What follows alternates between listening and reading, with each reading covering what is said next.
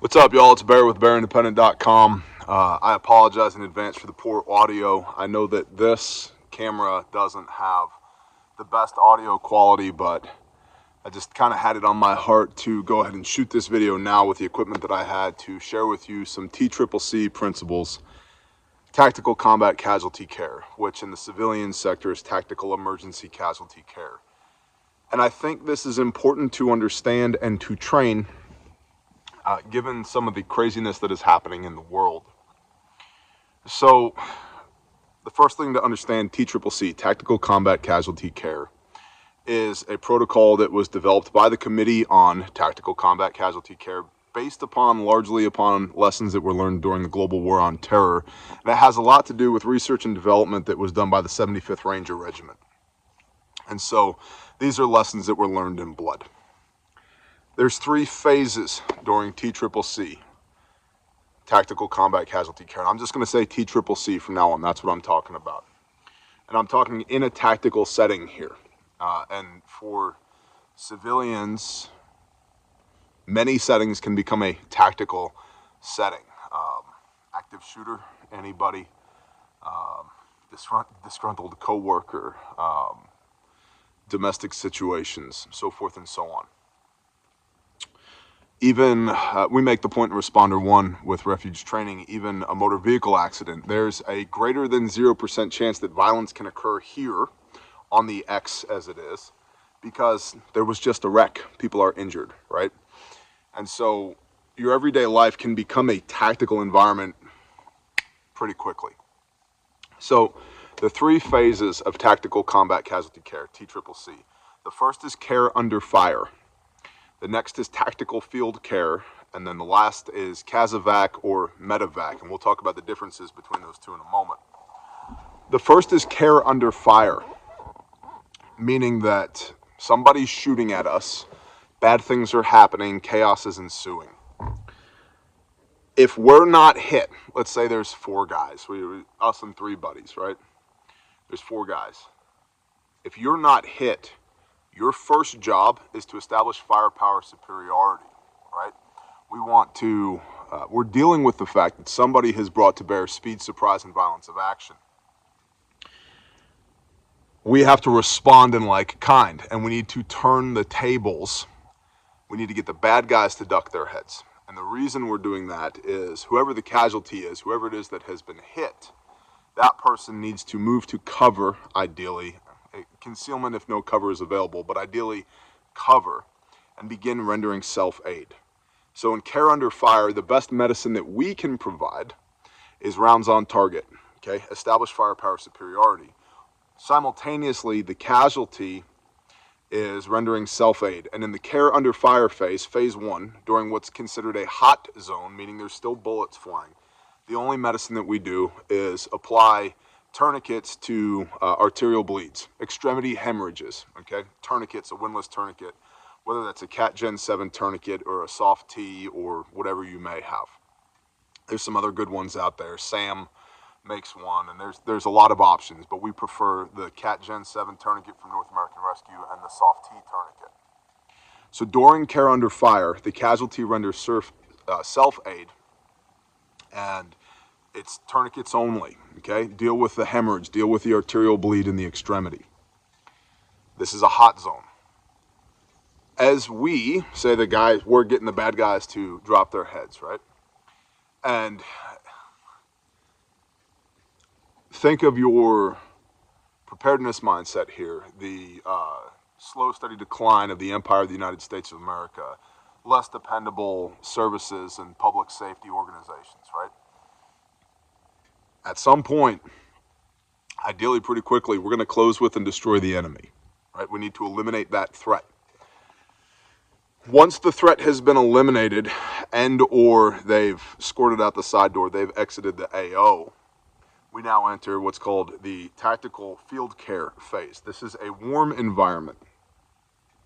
Warm environment means that the bullets have stopped flying, but there's still the potential for bullets to begin flying again. They may re-engage, we may re-engage. During this time, your combat lifesaver qualified individual, your even if it's a stop the bleed qualified individual, ideally a medic, is going to begin rendering aid. This is not self-aid, this is buddy aid. We're going to go take care of that casualty, the person who was hit. In this case, in the tactical field care phase, we would do things like pack wounds, apply chest seals, needle decompression if you're qualified for that and if the situation demands it, deal with blast traumas, so forth and so on. Begin to triage the casualty, triage the patients.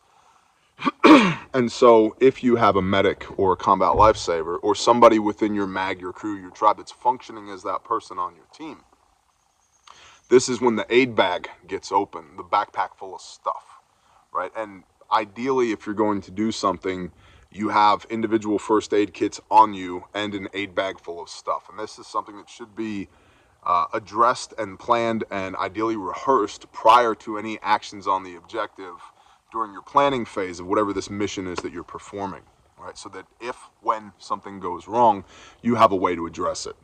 So tactical field care is when the aid bag opens up and now we start triaging the patient, assessing their wounds, going through the March algorithm, which is massive bleeding, aka hemorrhage, whether this is in the extremities, your arms, or your junctional areas like your shoulder, your neck, your pelvic girdle, airway and respiratory. We're looking for respiration signs. If you have instrumentation, you're going to begin taking vitals at this point. What is the blood pressure? What is the rate of respiration? What's the oxygen saturation? So forth and so on. Start collecting that data so we can have a better understanding of what condition is the patient in. Based upon that, ideally we're going to call in a CASEVAC or a medevac, and they're two different things. So CASEVAC/medevac is the third phase. We have care under fire, where we apply tourniquets only, and this is self-aid. Then we have tactical field care, where the medic or combat lifesaver is rendering buddy aid using their backpack full of stuff on the casualty, triaging them, assessing what their injuries are. And then CASEVAC or medevac is when we call this in. Hey, this was a hot AO. And by the way, we go from hot in care under fire to warm in tactical field care, meaning the engagement is over, but it may begin again, to a cold zone. Now we can bring in, and we have to create the cold zone, okay? And we do this by firepower superiority. To a cold zone where we can bring in something or someone to remove the casualty from the X, get them off the X, away from this place where this bad thing happened. And so the quintessential difference between a CASEVAC and a medevac is that casualty evacuation, or CASEVAC, is going to be accomplished by a vehicle that is staffed with an individual that is not an ambulance or a flying ambulance, a helo, okay? It's a pickup truck or a four-wheeler or a minivan or a John boat, whatever you may have. There are no medical professionals on the vehicle that is removing the casualty to a higher level of care, which again gets back to mission planning and what does your team look like? Do you have a higher level of care? Ideally, the answer to that is yes. You have a place to bring your casualties, which has all been figured out during the planning phase. So that's CASEVAC. It's a vehicle that is a way to move casualties from where the bad thing happened to where they're going to receive a higher level of care. Medevac, the difference between CASEVAC and medevac is that medevac is a vehicle, an airplane, a helicopter, a pickup truck, a minivan, whatever, that has qualified medical personnel in it, and they have the ability to render aid while we are moving the casualty, okay? So, care under fire, hot zone. Tactical field care, warm zone. CASEVAC, medevac, cold zone. Additionally, it's becoming a bit in vogue lately for the discussion in the prepper community around March Pause, P-A-W-S. And March Pause, which is pain management, antibiotics, wounds, and splinting, this is going to require specifically when we're dealing with pain management and antibiotics, somebody that knows their stuff. whoever that may be. And a dear brother of mine likes to say, do the best you can with what you've got where you're at, right? And maybe the person who knows their stuff on your crew is a nurse or a physician's assistant. Not everybody can have a special forces medic on their team, right? But you take the best person that you have and you train them and equip them so that they are qualified to deal with these casualties to the best of their ability. Pause. March, massive bleeding, airway, respiratory, circulation, head injury, hypothermia, everything else. And the everything else is an onus to check for what that second wound is. Oftentimes people will focus in on the one major traumatic wound. Maybe it's an amputation due to blast, and they get a tourniquet on that, and they're like, yeah, that guy's good. But you missed the venous bleeding that he had in his lower left leg due to shrapnel, and he's bleeding out because we only tourniqueted one leg, right? And so that everything else, the E in the March algorithm, everything else, means go back and reassess the patient again. Check them again. Check all of it. Everything else. And then you get into pause. Pain management, antibiotics, wounds, and splinting. Wounds and splinting is something that most people, even with a basic level, American Red Cross level first aid training, you can deal with wounds, you can deal with splinting, or at least ideally you can. I mean, if you have a Boy Scout first aid merit badge, you can deal with that stuff. But the administration of pain medication and antibiotics is something that's going to require somebody who's a little bit more skilled in those things. And so I would start thinking about that. I would also encourage you in your IFAKs, your individual first aid kits, to do some research on what a combat med pack is. I'm not going to tell you here because there's liability associated with that. And I am the owner and proprietor of both Refuge Medical and Refuge Training. So if you have a qualified physician, physician's assistant, somebody who can write prescriptions, take a look at what a combat pill pack is, or combat med pack is. And I know what it is, and I don't want to discuss it here, but you can let your fingers do the walking on DuckDuckGo there for that. And that should be in your individual first aid kits for your team of assaulters or support personnel or security personnel or recon or whatever it is that you're doing post-SHTF. And so if you're going to get into the March pause algorithm, make sure that you know what the hell you're doing so that you don't kill somebody. You need to be very, very careful with that because the wrong medicine administered at the wrong time can make the casualty much worse and or dead. Additionally, as a note, when you're triaging, a casualty that has no pulse and has no respirations is in fact dead. You don't waste your time on that. And there have been definitive studies done on this. The attempt to provide CPR in a tactical environment has never resulted in the casualty surviving. It just doesn't work. And you're going to blow a lot of time on CPR when you could be fixing somebody else. Doesn't mean there isn't a place for CPR. Doesn't mean there isn't a place for AED. But in a tactical environment, it just doesn't work out. Additionally, you want to make sure that you deal with the massive hemorrhage first, because if you're pressing on their chest to pump the blood and the blood's coming out of them, all you're doing is removing the blood from the body every time you press the heart to pump the blood. So this again gets back to, ideally you know your stuff. And I hear from a lot of people like, yeah, I've got a first aid kit, I've got a trauma kit, I got a blowout kit, I'll figure it out when I need it. You're going to figure out how to use your rifle when you need it? You're going to figure out how to use your defensive handgun when you need it, or you're going to do some training with it beforehand. So the reason I bring this up is because the world is becoming a less dependable place. And unfortunately, I think that there's going to be the potential for more environments where you need to know these things. And so that's just a brief intro to TCCC, Tactical Combat Casualty Care, 3 phases: care under fire, hot zone, establish firepower superiority, apply tourniquets, self-aid. Tactical field care, warm zone. We may re-engage, the bad guys may re-engage, but as of right now, there's a lull in the battle. Warm zone, where now we do buddy aid, we triage, we look for airway and respiratory circulation, head injury, hypothermia, everything else. The medic bag comes open and we start working on the casualties. And damn near simultaneously, we call in CASEVAC or medevac, cold zone, the 3rd phase of TCCC.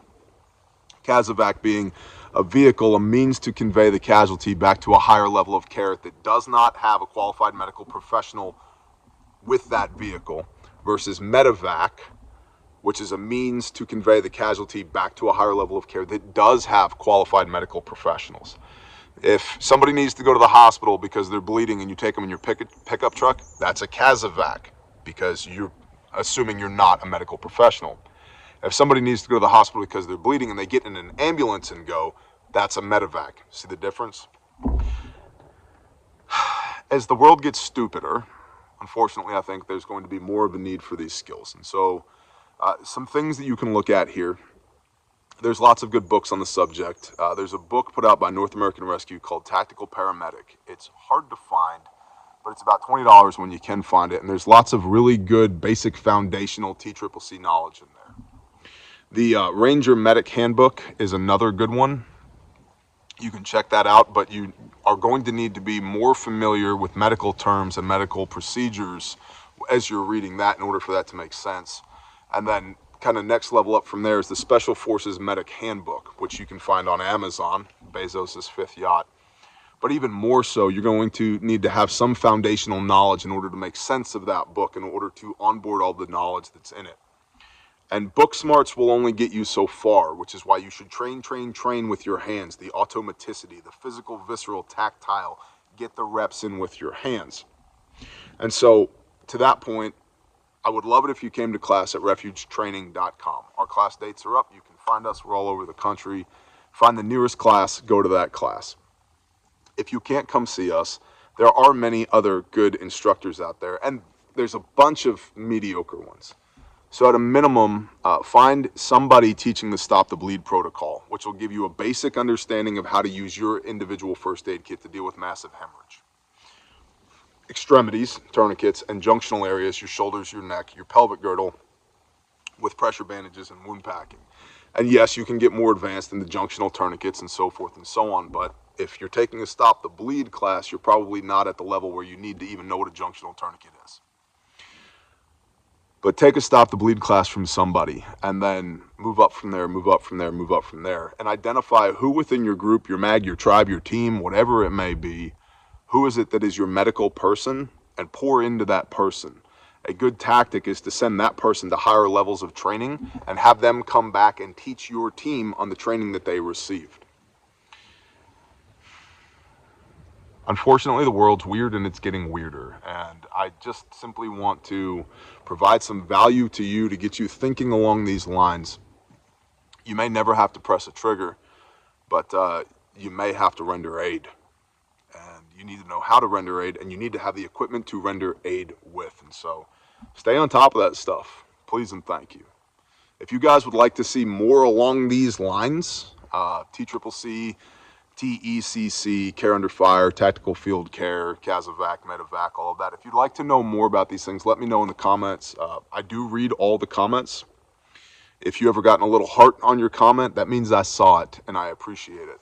If you didn't get a little heart on your comment, that means I saw it and I didn't appreciate it.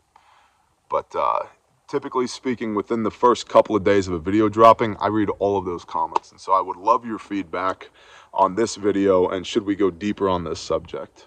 I appreciate y'all, Bear Nation. I really do. Thank you for supporting the channel. Thank you for supporting our American small businesses, and stay frosty, man. It's weird out there. Bless y'all. Shalom.